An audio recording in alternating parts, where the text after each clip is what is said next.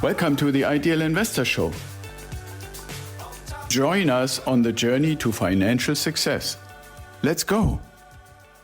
Hello and welcome to another episode of the Ideal Investor Show. And oh, by the way, have you guys become paid subscribers to our newsletter yet? Getting all the goodies that we give you there, as well as the extremely informative new long-form articles that are only and exclusively for paid subscribers. So I really think you should do that. It's not even the price of a coffee cup per week. So if you haven't done it yet, I really like to encourage you to do it.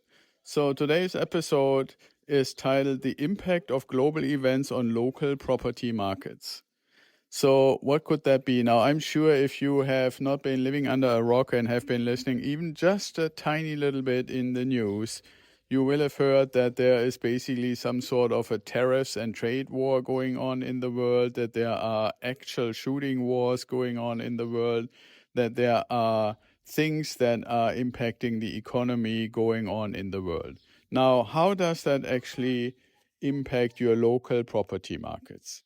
It depends a little bit of how these global events are structured. For example, all this stuff about tariffs means that certain companies are more or less impacted. So if, for example, you are living in an area or are planning to invest in an area where there is an outsized impact. Let's say, for example, you live in an area that is very dependent for organizations like Walmart or Amazon or other companies, retail chains, not so much for the products that they're selling, but for anything that has to do with supply chain and distribution, right? So if that's an area where you live or where you want to invest, and the people that you want to actually have as tenants in your properties are dependent on jobs like that, then obviously the impact to your local market or to your investing market would be that there is insecurity. I give you one concrete example as I'm recording this here in May 2025, and that is along the US-Canadian border, because as we all know, we're talking about the big three car manufacturers like GM and Chrysler, what's now called Stellantis, and Ford. And they have a lot of factories along the border, but there are also a whole bunch of factories on the other side of the border. And what has been happening is that the way they make the cars is by basically having one place where all the pieces are assembled, but until the pieces are basically ready for assembly, they may be going back and forth multiple times across the border. And if there is, for example, tariffs on everything related to cars, then each time, let's say you have a spring that is built into a seat. So it goes over from a manufacturer in the US to Canada. There they basically create the basic frame for the seat, and then it goes back to the United States where they put the leather on the seat, and then it goes back to Canada to build into the seat underneath the electronics so that the seat can move back and forth basically with a little electrical motor. And then it comes back to the United States to be assembled into a particular car. So every time it goes back and forth, the tariffs that are existing are basically being charged. So if you take a scenario where the tariffs did not exist versus a scenario where the tariffs do exist, that seat is getting more and more expensive. Now, what is a manufacturer like GM, Ford, or Chrysler, or Stellantis supposed to do? And this is just the example for one seat.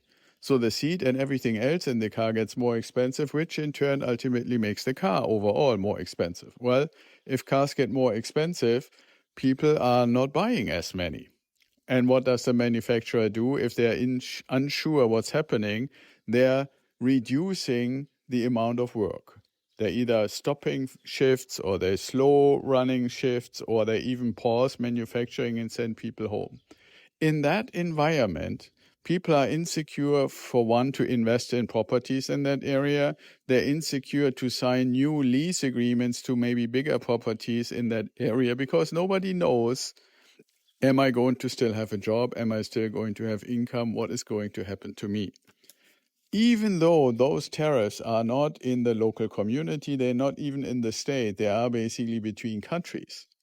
But that would be one example of a global event, the United States triggering basically a new initiative with tariffs to almost all countries in the world. Now, another global event is when we, for example, have a dispute, like the United States has a dispute with China, and that's not just over tariffs, it's over all kinds of different topics. And obviously, when two very large economies and two very large countries are in a conflict with each other, I don't mean a war, I mean like more in a conflict of philosophy and a conflict of economy and so forth. And one side, for example, says, I'm not going to send you any kind of computer chips anymore.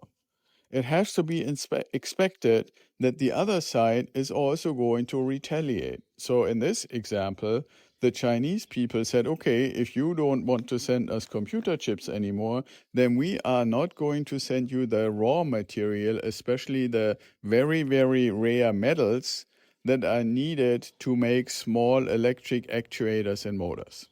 Those are kind of special metals that have magnetic properties, and they go into almost everything that has something to do with electricity and motors and actuators and stuff.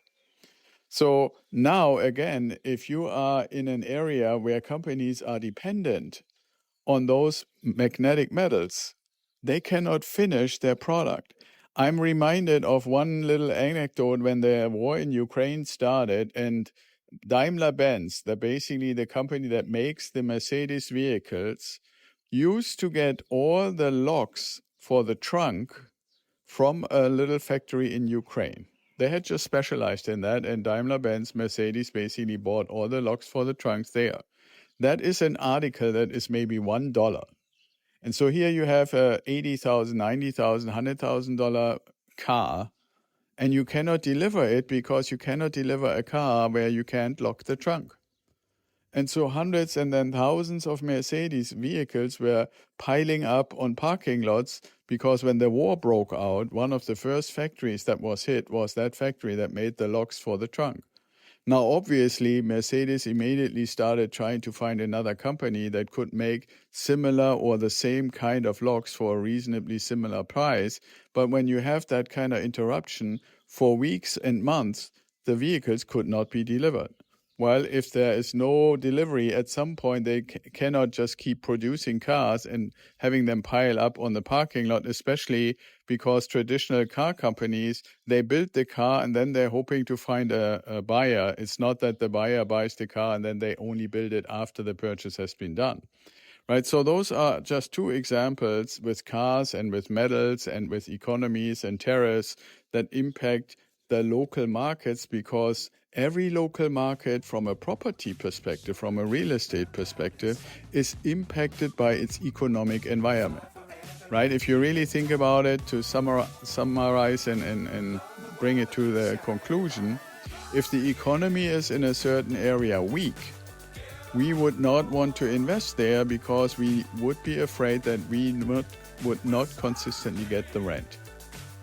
Now, it can be weak and be excluded, but if we have an otherwise strong market that is only temporarily weak because of global events, that's a different picture. And that's why I wanted to make you aware to always keep a little bit of an eye on what's going on in the world and ask yourself if that is impacting any of the markets where you have your investment properties. So that's it for today. Be well and stay safe, and I talk to you tomorrow.